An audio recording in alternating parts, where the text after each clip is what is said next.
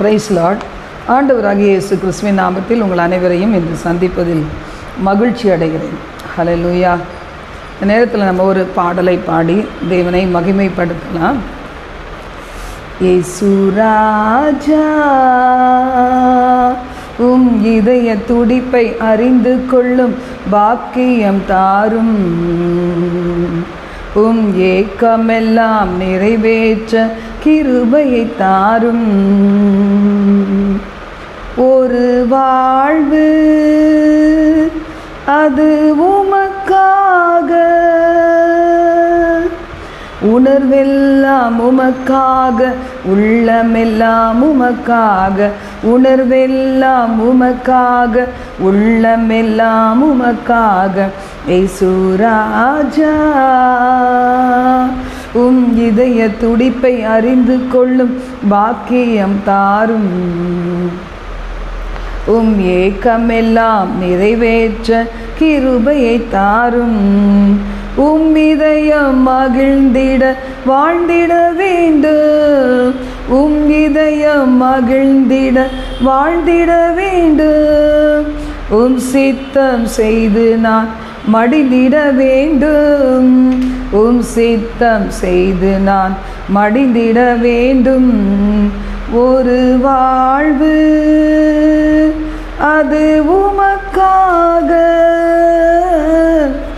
ஒரு வாழ்வு அது உமக்காக, உணர்வெல்லாம் உமக்காக, உள்ளமெல்லாம் உமக்காக, உணர்வெல்லாம் உமக்காக, உள்ளமெல்லாம் உமக்காக. இயேசு ராஜா இதய துடிப்பை அறிந்து கொள்ளும் பாக்கியம் தாரும், ஏக்கமெல்லாம் நிறைவேற்ற கிருபையை தாரும். அழிந்து போகும் ஆத்துமாக்கள் நினைத்திட வேண்டும், அழிந்து போகும் ஆத்துமாக்கள் நினைத்திட வேண்டும். ஆத்தும பாரத்தினால் அலைந்திட வேண்டும், ஆத்தும பாரத்தினால் அலைந்திட வேண்டும். ஒரு வாழ்வு அது உமக்காக, ஒரு வாழ்வு அது உமக்காக, உணர்வெல்லாம் உமக்காக, உள்ளமெல்லாம் உமக்காக, உணர்வெல்லாம் உமக்காக, உள்ளமெல்லாம் உமக்காக. இயேசு ராஜா இதய துடிப்பை அறிந்து கொள்ளும் பாக்கியம் தாரும், ஏக்கமெல்லாம் நிறைவேற்ற கிருபையை தாரும். உலகத்திற்கு மரித்து நான் வாழ்ந்திட வேண்டும், உலகத்திற்கு மரித்து நான் வாழ்ந்திட வேண்டும். உண்மையான ஊழியனாய் உழைத்திட வேண்டும், உண்மையான ஊழியனாய் உழைத்திட வேண்டும். ஒரு வாழ்வு அது உமக்காக, ஒரு வாழ்வு அது உமக்காக, உணர்வெல்லாம் உமக்காக, உள்ளமெல்லாம் உமக்காக, உணர்வெல்லாம் உமக்காக, உள்ளமெல்லாம் உமக்காக. இயேசு ராஜா இதய துடிப்பை அறிந்து கொள்ளும் பாக்கியம் தாரும், ஏக்கமெல்லாம் நிறைவேற்ற கிருபையை தாரும். ஹல்லேலூயா. இந்த நாளில் கர்த்தாவே எங்களுக்காகவே வாழ்கின்ற இந்த வாழ்க்கையை விட்டு நாங்கள் திரும்பி எங்கள் பாரங்களை உங்கள் பாதத்தில் வைத்துட்டு உமக்காக ஓடக்கூடிய நல்ல ஒரு இருதயத்தை தாரும். அகிலத்தையே மண்டையில் கூட்டி சேர்க்கக்கூடிய கிருபைகளை தாரும். நான் பூமியிலே உயர்த்தப்பட்டு இருக்கும்போது அநேகரை என்னிடமாக இழுத்து கொள்ளுவேன் என்று சொன்னீங்களே, அப்படியே உங்களை உயர்த்தி உயர்த்தி உயர்த்தி திரளான ஆத்துமாக்களுடைய வாழ்விலே வெளிச்சத்தை கொண்டு வர, திரளான பிள்ளைகள் நரகாக்கினைக்கு போகாமல் தப்புவிக்கப்பட எங்களை எடுத்து பயன்படுத்துங்க. எங்கள் குடும்பங்களை சார்ந்தவர்களை ஆண்டவரே விடுவிப்பீராக. உமக்காக அவர்கள் தங்களை அர்ப்பணிக்கும்படி அதை வாழ்க்கையிலே ஒரு நிறைவு காணப்பட கர்த்தர் தாமே அதிசயங்களை காணச் செய்ய ஜெபிக்கிறேன். போதுமென்ற இருதயத்தோடு கூடிய தேவ பக்தியே மிகுந்த ஆதாயம் என்று சொல்லியிருக்கீங்க. அந்த மனப்பக்குவத்தை எங்களுக்கு கொடுத்து சாத்தானை ஜெயித்தவர்களாய் உலகத்திலே நாங்கள் உமக்காக உத்தம சாட்சிகளாய் நிற்க எங்களை பலப்படுத்தும், எங்களோடு பேசும் இயேசுவின் மூலம் பிதாவே. ஆமென், ஆமென். இந்த நாளில் நாம் பார்க்க போகிற ஒரு செய்தியின் தலைப்பு நமது பங்கு என்ன என்கிற தலைப்பில் பார்க்க போகிறோம். இன்றைக்கி நம்ம எப்போவுமே சொல்லுவோம், இயேசு என்னுடைய பங்கு, என்னை விட்டு எடுபடாத நல்ல பங்கு. ஏன்னா உலகத்தில் நம்ம பலவித வேதனைகள் படும் முன்னாடி சொல்லவே மாட்டோம். உலகத்தை பார்த்து அதனுடைய வேதனைகளால் துவண்டு போகும்போது இயேசு கிறிஸ்துவை நாம் அறிந்திருந்தோம்னா என்ன சொல்லுவோம்? ஆண்டவரே, நீரே என்னுடைய பங்கு, உந்தன் பாதம் அமர்ந்திருந்து ஓயாமல் முத்தம் செய்கிறேன், கண்ணீரால் உம் பாதத்தை கழுவி நான் ஆண்டவரே உம்மீது நான் வைத்துள்ள நேசத்தை நான் வெளிப்படுத்துவேன் என்றெல்லாம் நம்ம சொல்லலாம். ஆனால் கர்த்தருடைய வார்த்தை என்ன சொல்லுகிறது இங்கே அப்படின்னு பார்க்கும்போது, உன்னுடைய பங்கு என்ன? தேவனுடைய ராஜ்யம் விரிவடைந்து கொண்டே போகிறது. அதில் உங்களுக்கு ஒரு பங்கு, எனக்கு ஒரு பங்கு தேவை, நம்முடைய குடும்பத்தினருக்கு ஒரு பங்கு தேவை. ஆண்டோடைய வார்த்தை சொல்லுகிறது, எல்லாம் வெற்றி பெற்ற பிறகு நாம் சேர்ந்து ஆர்ப்பரிக்கிறதுல பெருசு, ஆனால் கை கொடுக்கறது தான், தோள் கொடுக்கறது தான் அது முக்கியமான காரியம். அதை தான் பார்க்க போகிறோம். நெகேமியா 4:6 முதல் 9 வசனங்கள். நமக்கு நெகேமியாவுடைய அதிகாரத்தில் அநேக காரியங்கள் தெரியும். இப்போ அந்த அலங்கத்தை கட்டி எழுப்புகிறார் நெகேமியா. அப்போ நடக்கிறது என்ன என்பதை குறித்து தான், அதை எப்படி அந்த சவால்களை மேற்கொண்டு நெகேமியா குறிப்பிட்ட காலங்களிலே அந்த அலங்கத்தை கட்டி முடித்தார் என்பதை குறித்து தான் நம்ம பார்க்க போகிறோம். நம்முடைய வாழ்க்கையில் கூட எவ்வளோ சவால்கள் தானே. அது நடுவில் இந்த வேதத்தின் அடிப்படையில் நான் அந்த சவாலை நான் ஏற்றுக்கொண்டு எப்படி ஞானமாய் செயல்பட்டு நான் வெற்றி நிறைந்த வாழ்க்கையை நான் வாழ முடியும் என்பதை, நீங்கள் அப்படி வாழ முடியும் என்பதை கற்றுக்கொள்ள போகிறோம். நெகேமியா 4:6 முதல் 9. நாங்கள் அலங்கத்தை கட்டி வந்தோம், அலங்கமெல்லாம் பாதி மட்டும் ஒன்றாய் இணைந்து உயர்ந்தது, ஜனங்கள் வேலை செய்கிறதற்கு ஆவலாய் இருந்தார்கள். இப்போ இந்த வசனத்தில் பார்க்கும்போது நம்முடைய வாழ்க்கையில் பாருங்கள், நம்ம ஒன்று ஸ்டார்ட் பண்ணுறது தான் கஷ்டம். நெகேமியா கூட தனி ஒரு மனுஷனாய் தேவ சமூகத்தில் இந்த அலங்கம் இடிக்கப்பட்டது செய்தியை கேட்டு உபவாசித்து அழுது, அதற்கு பிறகு ராஜா கிட்ட போய் அவர் அரண்மனையில் போகும்போது அந்த ராஜாவால் விசாரிக்கப்பட்டு நிறைய காரியங்கள் எல்லாம் முடித்து இப்போ அலங்கம் கட்டி எழுப்பி கொண்டு இருக்கிற பொழுது பிரச்சனைகள் வருது. இப்போ அலங்கத்தை கட்டப்போகிறேன், யாரெல்லாம் என்னோடு வரப்போகிறீங்கன்னா அநேகர் இணைந்து கொண்டாங்க தான். அப்போ அலங்கம் கட்டி எழுப்பப்படுகிறது. நம்முடைய குடும்பம் என்கிற அலங்கம் கட்டி எழுப்பப்படும் போது, நம் தனிப்பட்ட ஆவிக்குரிய வாழ்க்கை கட்டி எழுப்பப்படும் போது, விசுவாச வாழ்க்கை, பரிசுத்த வாழ்க்கை, நீதியின் வாழ்க்கை கட்டி எழுப்பப்படும் போது, ஒரு ஊழியம் கட்டி எழுப்பப்படும் போது, உங்களுடைய ஒரு தேசமோ மாவட்ட மாநில கிராம பட்டணங்கள் சொல்கிறாங்கல்ல, அப்படி ஒரு இடம் அங்கே இருக்கிற தலைவர்கள் மூலம் கட்டி எழுப்பப்படும் போதெல்லாம் சில எதிரியான சாத்தானுக்கு பிடிக்கிறது கிடையாது. அதே மாதிரி இந்த இடத்துல இந்த இடிக்கப்பட்ட அலங்கம் இனி யாரும் கட்ட மாட்டாங்க, அதை அப்படியே தூத்து போட வேண்டியதான் என்று இருந்த அந்த அலங்கத்தை கட்டி எழுப்பும்போது இதை கேள்விப்பட்டாங்களாம். எப்படி கேள்விப்பட்டாங்களாம்? எருசலேமின் அலங்கத்தை கட்டுகிற வேலை வளர்ந்து ஏறுகிறது என்றும், இடிக்கப்பட்ட இடங்கள் அடைப்பட்டு வருகிறது என்றும் சன்பல்லாத்தும் தொபியாவும் அரபியரும் அம்மோனியரும் அத்சோத்தியரும் கேட்டபோது அவங்களுக்கு என்ன வந்தது? மிகவும் எரிச்சல் அடைந்தார்கள். இன்றைக்கி நம்ம வாழ்க்கையில் ஒரு நன்மை கிடைக்குதுன்னா அதுக்கு நம்முடைய பிரயாசங்கள் எத்தனையோ இருக்கும். நம்முடைய கண்ணீர், நம்ம உபவாசித்து ஜெபிக்கிறோம், கர்த்தர் முன்னாடி தாழ்மைப்பட்டு சிறுமையின் பாதையில் எத்தனையோ காலங்கள் நடந்து வருகிறோம். ஆனால் அதையும் தாண்டி நம்முடைய வாழ்க்கையின் அலங்கம் கட்டி எழுப்பப்படும் போது காரணமே இல்லாத எதிரிகள், அவர்களுக்கும் நமக்கு என்ன சம்மந்தம் இருக்குது?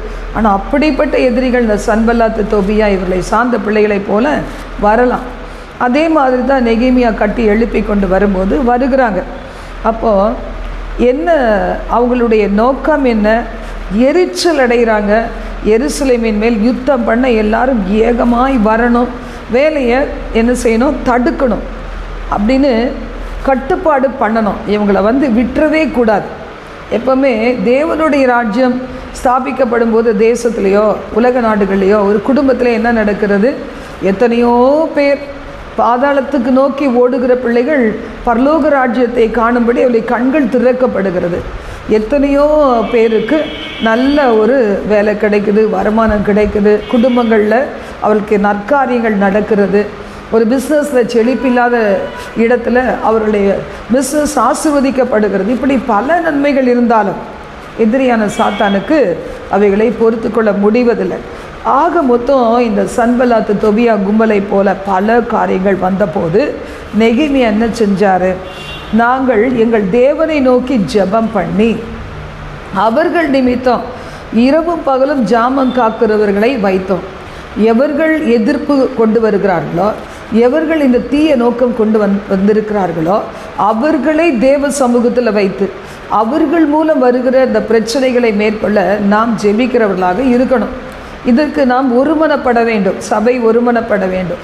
ஏன்னா தேவன் ஒருத்தருக்கு வெளிப்பாடு கொடுக்கும்போது தானே நெகேமியாவை போல பாரம் உள்ள இருதயம் வருது. அதற்கான எல்லா ப்ராசஸ் முடிஞ்சு வரும்போது இந்த காரியத்தை குறித்து யாரை பிசாசு தாக்குவான்? ஒரு லீடரை தான் தாக்குவான். ஒரு குடும்ப தலைவனை தாக்கிட்டா என்ன ஆயிரும்? அந்த குடும்பமே பட்டு போயிடும் தான். குடும்ப தலைவர்களை தன்னுடைய வலையிலே விழுத்துறதுக்கு பல தீய சக்திகள் பல மனிதர்களை பிடித்து தன்னை சிறைப்படுத்தி கொண்டு அவர்களை தன்வசப்படுத்தி கொண்டு அவன் என்ன நினைக்கிறான்? ஒரு குடும்பத்தில் முடிந்தளவு செய்ய பார்க்குறான். ஆனால் நம்முடைய தேவன் நிச்சயமாய் விடுவிப்பார். விடுவிக்கிற தேவன் எப்போன்னா இந்த எச்சரிப்பை கேட்கிற பிள்ளைகளாய் அந்த குடும்பம் இருக்கும்போது, ஒருவேளை தலைவனுக்கோ குடும்ப தலைவனுக்கோ தலைவிக்கோ வெளிப்படுத்தி இருக்கலாம், இல்லை ஊழியர்களுக்கு வெளிப்படுத்தி இருக்கலாம், இல்லை சின்ன பிள்ளைகளுக்கு கூட வெளிப்படுத்தி இருக்கலாம். ஆனால் சொல்லப்படுகிற காரியங்களுக்கு அந்த குடும்பம் செவி கொடுத்தா, ஒரு ஊழியக்காரர் சொல்லும்போது சபை செவி கொடுத்தா அது என்ன ஆகும் அப்படின்னு சொன்னால் அது வெற்றி மேல் வெற்றியை கொடுக்கும். இந்த இடத்துல நாம் பார்க்குறோம், அவர்கள் நிமித்தம் ஒரு ஜெபக்குழு எழுந்துச்சான். ஜெபம் பண்ணி இரவும் பகலும் ஜாமம் காக்கிறவர்கள். இன்றைக்கி நம்ம கூட சில நேரத்தில் இப்படி ஒரு டீமை நம்ம உண்டாக்கி தரோம். ஆனால் அந்த குழுவுக்கு அந்த பாரம் இருக்குதா? நம்ம எதுக்கு ஜெபிக்கிறோன்னு தெரியுதா? இன்றைக்கி அநேக இடத்துல நான் பார்த்துருக்குறேன்.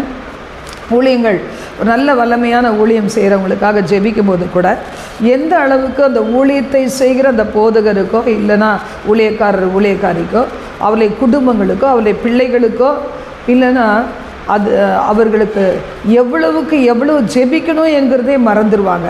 மற்ற எல்லா காரியங்களுக்கும் ஜெபிப்பாங்க. ஆனால் அந்த ஊழியத்தை எடுத்து நடத்துகிற ரெஸ்பான்சிபிலிட்டி எடுத்து நடத்துகிற அந்த ஒரு நபருக்கு ஜெபிக்கிறதுக்கு என்ன ஜெபிக்கணுன்னே தெரிகிறதில்ல அநேகருக்கு. ஆனால் பார்த்தீங்கன்னா இதையெல்லாம் வாசிக்கும் போது நெகேமியாவுக்காக பாருங்கள், நெகேமியா என்ன செஞ்சார்?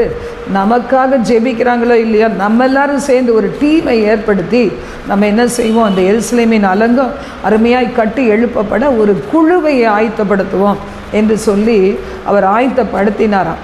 அது மாதிரி பல வருஷங்களுக்கு முன்னாடி நான் தேவனுக்குள்ளாக நான் வந்த புதுசில் ஒரு ஏஜி சர்ச்சில் தான் நான் வளர்ந்தேன் ஆவிக்குரிய வாழ்க்கையிலன்னு சொல்லணும். அப்போ அந்த நாட்களில் பார்த்திங்கன்னா அந்த பாஸ்டர் மூலமாக அந்த ஏரியா வந்து சந்திக்கப்பட வேண்டி இருந்துச்சு, லக்ஷ்மி நகர் அப்படிங்கிற ஒரு இடத்துல. அப்போது எனக்கு வந்து நான் நினைப்பேன் என்னால் சாதிக்க முடியாது. ஏன்னா எந்த குடும்பத்தில் என் ஹஸ்பண்ட் ரட்சிக்கப்படலை, அவங்க எனக்கு ஆதரவாக இல்லை, என் பிள்ளைகள் ரொம்ப சின்ன பிள்ளைகள். அப்போ நான் என்னால் எதுவும் செய்ய முடியாது. அப்போ வந்து ஏன் நம்முடைய ஊழியக்கார மகன் வந்து நல்லா செய்தால் என்ன எப்படி இருக்கும், அந்த ஊழியம் நல்லா வளரணுமேங்கிற ஒரு மனசில் வந்து ஒரு பாரம் வந்தபோது அவருக்கெல்லாம் நான் சொன்னதில்லைன்னு நான் நினைக்கிறேன். வாரத்துக்கு ஒரு நாள் அவருக்காக நான் மட்டும் தனியாக வீட்டில் உட்காந்து ஜெபிப்பேன். அந்த நாட்களில் நான் என்ன வழக்கம்னா எனக்கு ரொம்ப ஊழியம்லாம் இல்லைல்ல, ஆனால் ஒன்று தெரியும், ஆண்டவர் தான் எனக்கு எல்லாமேன்னு சொல்லி. அதனால் திங்கட்கிழமை என்னுடைய பரிசுத்தத்துக்காக மட்டும் ஜெபம் பண்ணுவேன். ஏற்கனவே நான் சொல்லியிருக்கிறேன், சில நேரத்தில் காலையில் 10 மணிக்குன்னா 1 மணியோ 1:30 மணியோ 2 மணியோ எனக்காக மட்டும் பரிசுத்தத்துக்கு, என்னுடைய பரிசுத்தத்துக்கு. அப்படின்னா நான் குறைவுகள் எல்லாம் ஆண்டவர்கிட்ட சொல்லி அழுது, சில பேர் நம்மளை ரொம்ப ஹர்ட் பண்ணுவாங்க. அப்போ சொல்லுவாங்க இது ஏன் இந்த மாதிரி இப்படி நடக்கிறா அப்படின்னு. அப்போ அதையெல்லாம் ஆண்டவர்கிட்ட வச்சு அழுது ஜெபம் பண்ணுவேன். அதுக்கு திங்கக்கிழமை செவ்வாய்க்கிழமை என் ஹஸ்பண்ட் ரட்சிப்புக்காக, அது ஒன்றுக்காகவே பல வருஷம் ஜெபம் பண்ணியிருக்கிறேன் ரட்சிப்புக்காக. 3வது நாள் வந்து புதன்கிழமைக்கு என் பிள்ளைகளுக்காக, 3 பிள்ளைகளுக்காக. 4வது நாள் தான் வியாழக்கிழமை வரும்போது எங்கள் சபையினுடைய பாஸ்டருக்காக. வெள்ளிக்கிழமை அங்கே சபையில் நடக்கிற ஊழியத்துக்கு போயிடுவோம், ஜெபிப்போம். அப்புறம் சனிக்கிழமை திரும்பியும் ஊழியத்துக்காக ஜெபிக்கிற நாள், அந்த நாள் ஃபாஸ்டிங் ப்ரேயர் போயிடுவேன். ஞாயிற்றுக்கிழமை ஆஸ் யூஷுவல். அப்போ பார்த்தீங்கன்னா இப்படி தான் நேரங்கள் போயிட்டு இருந்துச்சு. உங்கள் அநேகர் கூட இது மாதிரி நேரத்தை போக்கிட்டு இருக்கலாம். ஒரு முறை தான் ஒரு பெரிய ஊழியக்காரர் பல வருடங்களுக்கு பிறகு என்னை சந்திக்கப்போ சொன்னார், நீங்கள் ஏன் அந்த மாதிரி வீட்டிலேருந்து வெளியே வரக்கூடாது, உங்களுக்காக ஒரு நாள், உங்கள் வீட்டுக்காருக்கு ஒரு நாள், பிள்ளைகளுக்கு ஒரு நாள், சபைக்கு ஒரு நாள், என்னென்னமோ சொல்கிறீங்களே, ஏன் நீங்கள் வெளியே வந்து ஊழியம் செய்யக்கூடாது அப்படின்னு கேட்டார். நான் சொன்னேன், இல்லை இதுதான் சேஃப்டியாக இருக்குது அப்படி சொன்னேன். அதுக்கப்புறம் அந்த ஊழியக்காரருக்கு கொடுத்த ஒரு என்கரேஜ்மெண்ட், அதில் நான் வந்து வெளியே வந்தேன். அந்த சபையோடு இணைந்து பார்க்கும்போது அந்த சபைக்கு என்ன தேவைப்பட்டுச்சு அப்படின்னா ஒரு ஃபாஸ்டிங் ப்ரேயர் தேவைப்பட்டுச்சு. அந்த ஊழியக்காரரும் விடுதலையின் ஊழியத்தை செய்கிற ஒரு நபர். அப்போது அவருக்கு அந்த ஒரு டீம் ஆயத்தப்படுத்தினா நல்லா இருக்குமே அப்படின்னு ஒரு பாரம் வந்துச்சு. ஏன்னா ஊழியக்காரங்க தனியாக நிற்க முடியாது. எவ்வளோ பேரை டெலிவர் பண்ணும்போது அவங்களுக்கு நிறைய ப்ரேயர்ஸ் தேவை. இன்றைக்கி நிறையா வந்து ஊழியக்காரங்களை பற்றி தப்பாக நிறைய பேர் பேசுவாங்க பார்த்தீங்களா. அப்படி பேசாமல் இருக்கணும்னா அவங்க மேல் அக்கறை கொண்ட ஒரு சிலர் அவங்களுடைய பரிசுத்தத்துக்காக பேர் புகழில் சிக்கிடக்கூடாது, மாம்ச இச்சையில் விழுந்துடக்கூடாது, ஆரோக்கியமாக இருக்கணும், பரிசுத்தமாக இருக்கணும், தேவ திட்டத்தை மனசில் வச்சு ஓடணும், வெளிப்பாடுகள் உள்ளவராக இருக்கணும். இப்படிலாம் நம்ம ஜெபிக்கணும். அவங்க குடும்பத்தில் கேப்பே இருக்கக்கூடாது, வேலை அடைக்கப்பட்ட ஒரு குடும்பமாக இருக்கணும். அவர்கள் எல்லாரும் என்கரேஜ் பண்ணமே தவிர டிஸ்கரேஜ் பண்ணி கீழே தள்ளிடக்கூடாது. இப்படிலாம் நிறைய குறிப்புகள் இருக்குது. நான் இப்போ அந்த சபையில் இருந்த அந்த குறைவை பார்த்தோன்னே நான் அந்த ஊழியக்கார்ட்ட சொல்லி, அந்த நாளில் அவங்க அம்மா உயிரோடு இருந்தாங்க. நாங்கள் 2 பேருமா இணைந்து அந்த ஊழியத்தை செவ்வாய்க்கிழமைகளில் உபவாச ஜெபம், சபைக்கான உபவாச ஜெபம்னு ஆயத்தப்படுத்தினோம். இப்போவும் அது நடந்து கொண்டு இருக்குது. நான் தான் போக முடியல. அப்போது தேவன் பாருங்கள், இப்படி பாரமுள்ள நபரை ஏன் நீங்கள் மாறக்கூடாது யோசித்து பாருங்களேன். அப்போ ஆண்டவர் சொல்லி இருக்கிறாரு, ஒரு தீர்க்கதரிசி என்னும் நாமத்தை நிமித்தம் தீர்க்கதரிசி ஏற்றுக்கொண்டால் அதற்கேற்ற பலனை பெறுவான். அப்போது சுவிசேஷகன், தீர்க்கதரிசி, விடுதலை ஊழியத்தை செய்கிற பிள்ளைகள், அப்படி இல்லைன்னா பரிசுத்த ஆவியின் அக்னி அபிஷேக கூட்டத்தை நடத்துகிற பிள்ளைகள், பைபிள் காலேஜ் நடத்துகிற பிள்ளைகள், இப்படி நிறைய இருக்காங்க. மிஷனரிகள், அப்போஸ்தலர்கள், இப்படி நிறைய பேர் இருக்கிறாங்க. ஏன் அவங்களுக்காக ஜெபிக்கிற ஒரு பொறுப்பை நீங்களும் நானும் எடுத்துக்கொள்ளக்கூடாது? யோசித்து பாருங்களேன். அப்போ அதற்கேற்ற பலனை பெறுவீர்கள்னு வேதம் சொல்லுது. என்னுடைய இந்த சிறியவனில் ஒருவனுக்கு ஒரு கலசம் தண்ணி கொடுத்தா கூட அதன் பலனை தருவேன்னு சொல்லியிருக்கிறாரே. இந்த உலகம் நமக்கு கொடுக்க நம்ம ஏன் எதிர்பார்க்கணும்? ஒரு மனுஷன் வந்து எனக்கு ஏதாவது செய்வாங்கன்னு சொல்லி நான் அன்பு கூர்ந்தா அது உலக அன்பு. ஆனால் அது ஏன் நம்மக்கிட்ட காணப்பட வேணும்? தெய்வீக அன்பு இருந்துச்சுன்னா, நம்ம மறைவில் இருக்கிறோம், எங்கேயோ ஒரு இடத்துல ஒரு மூலையில் இருக்கிறோம். ஆனால் உலகமே பார்க்கத்தக்க விதத்தில் ஒரு ஊழியரை தேவன் வல்லமையாக பயன்படுத்தும் போது, அநேக லட்சங்கள் ஆசீர்வதிக்கப்படும் போது, பல 10,000s ஆஃப் பீப்புள் அவங்க ஆசீர்வதிக்கப்படும் போது, 10,000 கணக்கான பிள்ளைகள் ஆசீர்வதிக்கப்படும் போது, ஏன் நம்ம அவர்களுக்காக ஜெபிக்கக்கூடாது அப்படின்னு சொல்லி நம்ம சிலுவையில் மறைந்து, ஆதி அப்போஸ்தலர்கள் காலத்தில் இருந்தது போல ஒரு ஜெப குழு. பேதுரு சிறைச்சாலையில் அடைக்கப்பட்டாச்சு, பரவாயில்ல, போனால் பரலோகத்துக்கு போகலான்னு சொல்லி அவர் உறங்கி கொண்டு இருக்கிறார். ஜெபித்த குழுவின் நிமித்தமாக தான் தூதன் அனுப்பப்பட்டான். அப்போ இன்றைக்கி நாம் அப்படி ஜெபிக்கலாம். ஏன் மாறக்கூடாது? கர்த்தருடைய வார்த்தை சொல்லுகிறது, நெகேமியாவுக்கு இருந்த பாரம் நமக்குள்ளே வர வேண்டும். நெகேமியா 4:10-12 வரைக்கும் வாசிக்கும்போது, அப்பொழுது யூதா மனிதர் சுமைக்காரரின் பலன் குறைந்து போகிறது, மண்மேடு மிச்சமாக இருக்கிறது, நாங்கள் அலங்கத்தை கட்டக்கூடாது என்றார்கள். எங்கள் சத்துருக்களோ என்றால் நாங்கள் அவர்கள் நடுவே வந்து அவளை கொன்று போட மட்டும் அவர்கள் அதை அறியாமலும் பாராமலும் இருக்க வேண்டும். இவ்விதமாய் அந்த வேலையை ஓய பண்ணுவோம் என்றார்கள்.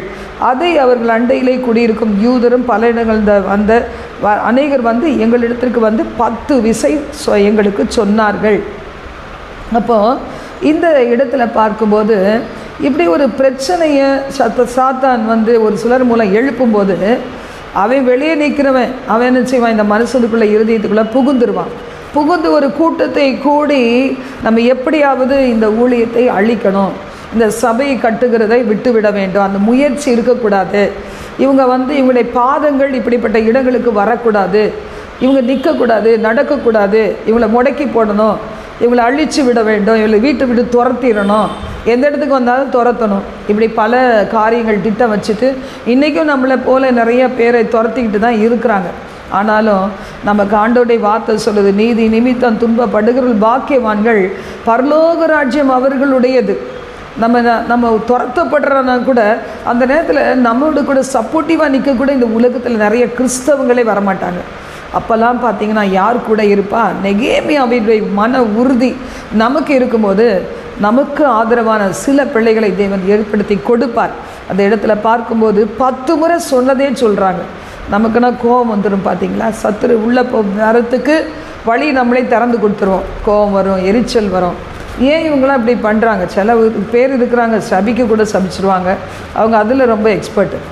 ஆண்டவர் பாருங்கள், நெகேமியா 4:13-14 நெகேமியா என்ன செஞ்சார் அப்படி பார்க்கும்போது, அப்பொழுது நான் அலங்கத்துக்கு பின்னே இருக்கிற பள்ளமான இடங்களிலும் மேடுகளிலும் பட்டைகளையும் ஈட்டிகளையும் வில்லுகளையும் பிடித்திருக்கிற ஜனங்களை குடும்பம் குடும்பமாக நிறுத்தினேன்.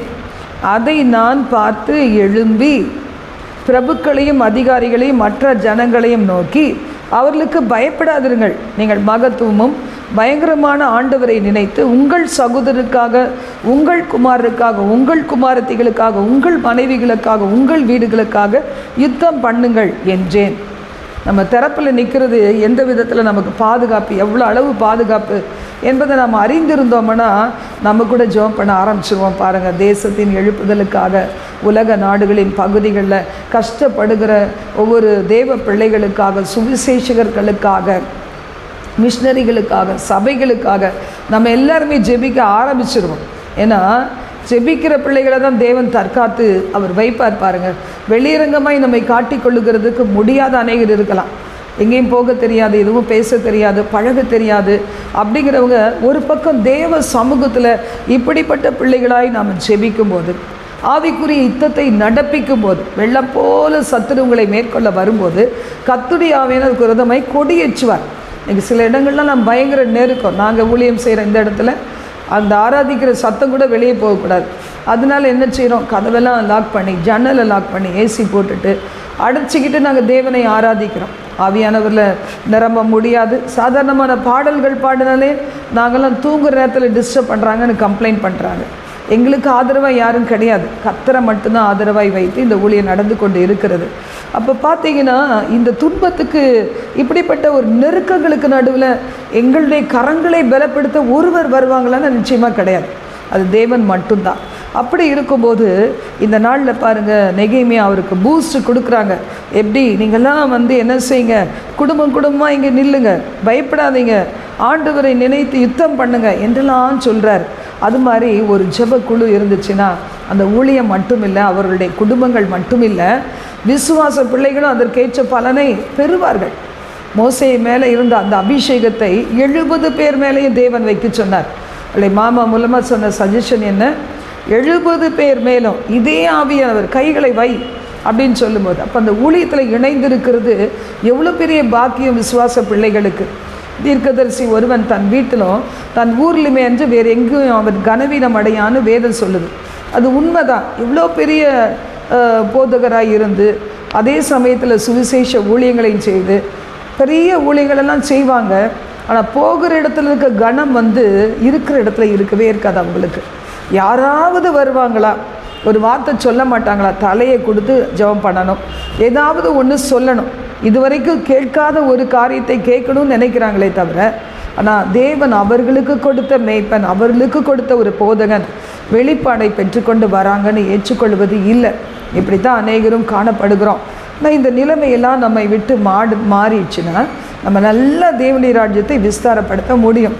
சில நாட்கள் எனக்கு தூக்கம் வராமல் இருக்கும்போது, தூங்குகிற வரைக்கும் நான் சில காரியங்களை பார்ப்பேன். இந்த யூடியூப்பில் ஆல் நைட் ப்ரேயர்லாம் பண்ணுவாங்க. எவ்வளோ ஊழியக்காரங்க அவங்க ஹெல்த்து கூட பார்த்துக்காம நிறைய சர்ச்சஸில் நடத்துகிறாங்க. அப்போது அதெல்லாம் பார்க்கும்போது நினைப்பேன், ஆண்டவரே எங்களுக்கு ஒரு நாள் கூட தூங்காமல் இருந்தால் அடுத்த நாள் ஒன்றும் செய்ய முடியலையே. இவங்கெல்லாம் பாருங்கள் எத்தனை நாள் சாக்ரிஃபை பண்ணி தியாகம் பண்ணி இவங்க ஊழியம் நடத்துகிறாங்களே அப்படின்னு. அதை விமர்சிக்கிறதுக்கு ஒரு கூட்டம் இருக்குது. ஆனால் விமர்சிக்கிறவர்களாக இருக்க இதை கட் பண்ணியிருப்பார். நம்மளை தேவன் கூப்பிடலை, அழைக்கலை. அவர் எப்படி இருக்கணும்னு, எதிரிகளுக்கு முன்னாடி நம்ம எல்லாரும் இணைந்து செயல்பட வேண்டும் தான் தேவன் அழைக்கிறார். இதை நம்ம வாசிக்கும்போது 15 முதல் 23 எங்களுக்கு செய்தி தெரிய வந்தது என்றும் தேவன் அவர்களுடைய ஆலோசனையை அபத்தமாக்கினார் என்றும் எங்கள் பகைஞர் கேட்டபோது நாங்கள் எல்லாரும் அவரவர் தங்கள் தங்கள் வேலையை திரும்ப அன்று எங்கள் அலங்கத்துக்கு திரும்பினோம். இன்னைக்கு சாத்தா ரொம்ப அரகண்ட் ஃபெல்லோ. அவன் என்ன செய்வான், சரிதான் இவங்க உஷாராயிட்டாங்க, இவங்க நல்ல அலர்ட் ஆகிட்டாங்க, நம்ம போயிடுவோம் அப்படின்னு சொல்லி நினைக்கவே மாட்டான். அவன் என்ன செய்வான், சந்தர்ப்பத்தை பார்த்து கொண்டு இருப்பான். எந்த சந்தர்ப்பத்தில் மறுபடியும் இவர்களுக்கு வேதனை கொடுக்கறது, இன்னும் மேலான யோசனைகள் பண்ணி கொண்டு தான் இருப்பான். அப்போ அதுதான் இதில் வாசிக்கிறோம். சரி, இப்போ கொஞ்ச நாள் தெரிஞ்சு போச்சு, சரி கொஞ்சம் நேரம் அமைதியாக இருக்கிறாங்க. அப்போ இவங்க தீவிரமாய் செயல்படுகிறாங்க. எப்படி செயல்பட்டாங்க, என் வேலைக்காரரில் பாதி பேர் வேலை செய்தார்கள், பாதி பேர் ஈட்டிகளையும் பரிசைகளையும் வில்லுகளையும் கவசங்களையும் பிடித்து நின்றார்கள். அலங்கத்திலே கட்டுகிறவர்களும் சுமை சுமக்கலும் சுமை ஏற்றுகிறவர்களும் அவரவர் ஒரு கையினாலே வேலை செய்து மறு கையினாலே ஆயுதம் பிடித்திருந்தார்கள். அப்படி தான் நம்ம இன்றைக்கி இருக்க வேண்டியிருக்கு. ஒருவேளை பிரசங்கித்தாலும் அவையனோர் உள்ளே இருந்து இணைந்து கொண்டே நம்ம பாடல் பாடினாலும் ஆராதனை செய்தாலும் நம்ம வீடுகளிலே நம்ம ஜெபம் பண்ணாலும் எப்போதும் ஆவியானவரோடு இணைக்கப்பட்ட ஒரு வாழ்க்கை, உறங்கும் போது எழும்பும் போது கூட ஆவியானவரோடு இணைக்கப்பட்ட ஒரு வாழ்க்கை தான் இன்றைக்கு நமக்கு பாதுகாவல். அப்போ அதில் நம்ம பார்க்குறோம் பாருங்கள், அவங்க அலர்ட்டாக இருந்தாங்க, ரொம்ப ரொம்ப கவனமாக இருந்தாங்க என்று நாம் பார்க்குறோம். எக்காலம் ஊதுகள் இருக்கிறாங்க, எக்காலம் அங்கங்கே நிற்கிறாங்க, எக்காலம் ஊதுகிற பிள்ளைகள். அப்போ அவங்க சொல்கிறாங்க, நம்ம எல்லாரும் தூர தூரம் இருக்கிறோம். அப்படித்தானே உலக நாடுகள் எங்கும் தேவ பிள்ளைகள் இருக்கிறோம். ஒருத்தருக்கு ஒரு கஷ்டம் வந்தால் எல்லாருக்கும் தான், ஒருத்தருக்கு ஒரு நஷ்டம் வந்தால் ஒரு அவமானம் வந்தால் எல்லாருக்கும் தான் பாதிப்பு. அப்போ இவர் சொல்கிறாரு, நம்ம எல்லாரும் எக்காலம் எங்கே சத்தம் கேட்குதோ எல்லாம் ஒன்றா கூடிடுவோம், அந்த இடத்திலே தேவன் நமக்காக யுத்தம் பண்ணுவார். அவ்வளவு கான்ஃபிடெண்ட்டாக நம்பிக்கையாக இந்த நெகேமியா செயல்பட்டார் என்பதை பார்க்குறோம். அதே போல் ராத்திரி பகல் சத்துரு உட்புக முடியாத அளவுக்கு ஒரு வேலையடைக்கப்பட்ட ஒரு வேலை அங்கே நடந்து கொண்டே இருக்கிறது. வேலையடைக்கப்பட்ட ஒரு காரியம் நடக்கிறது. அப்போ பார்த்தீங்கன்னா 23 சொல்லுகிறது, நானாகிலும் என் சகோதரராகிலும் என் வேலைக்காரராகிலும் என்னை பின்பற்றி காவல் காக்கிற சேவகராகிலும் எங்கள் வஸ்திரங்களை களைந்து போடாதிருந்தோம், அவரவருக்கு ஆயுதமும் தண்ணீரும் இருந்தது. நல்ல பெரிய ஒரு சபையின் ஊழியக்காரர் பார்த்தீங்கன்னா கிராம ஊழியம் போகும்போது அவரும் கூட அவங்களோட இணைந்து போய் அந்த ஊழியத்தை செய்கிறத பார்க்கும்போது ரொம்ப சந்தோஷமாக இருக்கும். இன்றைக்கி நிறைய பேர் பார்த்திங்கன்னா நம்மளால் போக முடியலேன்னு நினைப்போம். யாராவது போக மாட்டாங்களா, யாராவது சுவிசேஷத்தை சொல்ல மாட்டாங்களா, யாராவது ஆத்துமாக்களை கொண்டு வர மாட்டாங்களா, அப்படி தான் நம்ம நினைப்போம். ஆனால் அந்த ஊழியக்காரர் தன்னை ஒப்பு கொடுத்து எத்தனை பகுதிகளில் வல்லமையாய் ஊழியம் செய்தாலும் இதுவும் ஒரு ஊழியம், நம்முடைய பாதம் இந்த இடத்துல படணும்னு செயல்படுகிறத பார்க்கும்போது ஒரு சிலர் நிறைய பேர் இருக்கிறாங்க. அந்த மாதிரி அதெல்லாம் பார்க்கும்போது நம்ம அவங்களுக்காக என்ன செய்யணும், சப்போர்ட்டிவாக நம்ம ஜெபம் பண்ணணும். நம்முடைய பங்கு என்ன, நம்ம அவர்களுக்காக ஜெபிக்கிற ஒரு ஜெபம். என்னால் போக முடியல, நடக்க முடியல, ஒரு வேளை இந்த வெயில் உஷ்ணம் தாங்க முடியல அப்படின்னா அவர்களுக்காக நம்ம ஜெபிக்கிற அந்த இதில் இருக்கும்போது சாத்தானுடைய ராஜ்யம் அழிக்கப்பட்டு தேவனுடைய ராஜ்யம் விஸ்தாரம் அடைய முடியும். எத்தனையோ பிள்ளைகள் கண்ணீரோடு வாழுகிற பிள்ளைகள், தாங்க முடியாத கடன் சுமைகள், வியாதிகள், வேலையில்லாத திண்டாட்டங்கள், ஒரு பிள்ளையை படிக்க வைக்க முடியாத சூழல்கள், எத்தனையோ கொள்ளை நோய்கள், பிறப்பிலேயே பல கொள்ளை நோய்கள், இதிலெல்லாம் கவலையோடு கண்ணீரோடு விசாரிப்பார் யாருமின்றி இருக்கிற எத்தனையோ பிள்ளைகள் இருக்கிறாங்க. நம்ம பேசுகிற வார்த்தைகள் அவங்களுக்கு ஒரு ஆறுதலை கொடுக்கலாம். ஒருவேளை உலகத்தில் எதிர்ப்புகள் இருக்கலாம், அது வர்றது அவங்க பரிபூர்ண வாழ்க்கையாக இருக்கலாம். ஆனால் எத்தனையோ பேருடைய வாழ்க்கை இடிக்கப்பட்ட அலங்கமாக காணப்படுது. அதில் நம்ம போகும்போது பார்த்திங்கன்னா ஒரு பெரிய விடுதலை அந்த இடங்கள்லாம் உண்டாகிறது. கர்த்தருடைய வார்த்தை சொல்லுது, நெகேமியா 6 நான் அலங்கத்தை கட்டி முடித்ததையும் இனிமேல் அது திறப்பு ஒன்றும் இல்லை என்பதையும் திரும்பவும் கேட்குறாங்க. அந்த சன்பல்லாத்து தொபியா அந்த கும்பல் கேள்விப்பட்ட போது வாசல்களுக்கு இன்னும் கதவு போடலை, அவ்வளோதான். அப்போ சொல்கிறாங்க, வாங்க ஒன்றா கூடி பேச வேண்டியிருக்கு, முக்கியமான காரியமாக பேசணும். இப்போ நெகேமியா சொல்கிறார், நாங்கள் முக்கியமான வேலை, நாங்கள் வேறு வேலை செய்துட்ருக்குறோம், பெரிய வேலை, கனத்துக்குரிய வேலை, நான் வர முடியாது சொல்கிறாரு. ஆனால் அப்போ என்ன செய்கிறாங்க, 5ஆம் வசனம் சொல்லுது, 5ஆம் தரமும் சன்பல்லாத்து அதே பிரகாரமாக தன் வேலைக்காரனையும் அவன் கையிலே முத்திரை போடாத ஒரு கடிதத்தையும் எனக்கு அனுப்பினான். அதிலே நீரும் யூதரும் கலகம் பண்ண நினைக்கிறீர்கள் என்றும் அதற்காக நீர் அலங்கத்தை கட்டுகிறீர் என்றும் இவ்விதமாக நீர் அவர்களுக்கு ராஜாவாக போகிறீர் என்றும் யூதாவிலே ஒரு ராஜா இருக்கிறார் என்று உம்மை குறித்து எருசலேமிலே கூறுகிற தீர்க்கதரிசிகளையும் சம்பாதித்தீர் என்றும் புறஜாதிகளுக்குள்ளே பிரஸ்தாபமாய் இருக்கிறது. கஷ்மூவும் இப்படி சொல்லுகிறான். இப்பொழுதும் இந்த செய்தி ராஜாவுக்கு எட்டுனா அவ்வளோதான். அப்போ 8ஆம் வசனத்தில் சொல்லியிருக்கு, அப்படிலாம் ஒன்றுமே கிடையாது என்று சொல்லிவிட்டு இவங்க என்ன செய்கிறாங்க, நடந்தேறாதபடி எங்கள் கை சலித்து போகும் வரைக்கும் அவங்க பயமுறுத்தினாங்களாம். அவர் ஒன்றே ஒன்று சொல்கிறார், நெகேமியா தேவனே நீர் எங்கள் கைகளை திடப்படுத்தும் என்று சொல்லும்போது, சரி இனிமேல் நீங்கள் செத்து போயிடுவீங்க இருந்தீங்கன்னா உங்களுக்கு நான் கொண்டு போட இரவிலே வருவார்கள். அப்போது நெகேமியா சொல்ல, என்ன போன்ற மனிதன் பயப்படுவானா, நீங்கள் போங்க அப்படின்னு சொல்கிறார். அப்போ பார்த்தீங்கன்னா பொய் சொல்லி தீர்க்கதரிசிகளுக்கு காசு கொடுத்து அவங்களே அனுப்பி தீர்க்கதரிசிகள் போல் சொல்கிறதுக்கு எல்லாம் செய்த போதிலும் அவங்க எண்ணம் என்ன, நெகேமியா பயந்து விடுவான். அதுதான் இன்றைக்கி தனியாக ஒரு ஆள் நிற்கும்போது பார்த்தீங்கன்னா அவங்களுக்கு பயமுறுத்துகிறது பொல்லாத ஜனங்களுடைய வேலை. அப்போ இந்த இடத்துல பார்க்குறோம், நான் பயந்து அப்படி செய்து பாவம் கட்டி கொள்ளுகிறதற்கோ என்னை நிந்திக்கத்தக்க அபகீர்த்தி முகாந்திரம் அவனுக்கு உண்டாகிறதுக்கும் அவனுக்கு கைக்கூலி கொடுத்திருந்தார்கள். அப்போ பாருங்கள், அப்போ என்ன செய்தார் நெகேமியா? 6ஆம் அதிகாரத்தில் நம்ம வாசிக்கிறோம், 14 முதல் 16 வசனங்கள் வரைக்கும் நம்ம பார்க்கும்போது அவங்க என்ன செய்கிறாங்க, தேவன்கிட்ட முழு பொறுப்பையும் விட்டுட்டு, ஆண்டவரே நீ நினைத்து பார், இப்படிலாம் எங்கள் எதிரிகள் இருக்கிறாங்களே, நீங்கள் நினச்சி பாருங்கள் அப்படின்னு சொல்லி ஆண்டவரிடத்தில் அவங்க என்ன செய்கிறாங்க, முழு காரியத்தையும் ஒப்பு கொடுத்துட்றாங்க. பாருங்கள், முழு காரியத்தையும் ஒப்பு கொடுத்துட்றாங்க. ஆண்டவரே நீ நினைந்தரலும் அப்படி சொல்லும்போது அந்த 52 நாட்களுக்குள்ள அழகாக அந்த அலங்கத்தை கட்டி முடித்தார்களாம். இதை பார்க்கும்போது தான் அவங்களுக்கு நினச்சாங்களாம், இது உண்மையிலே தேவனால் வந்தது போல். எவ்வளோ எதிர்ப்புகள், எவ்வளோ பயமுறுத்தி பார்த்தோம்.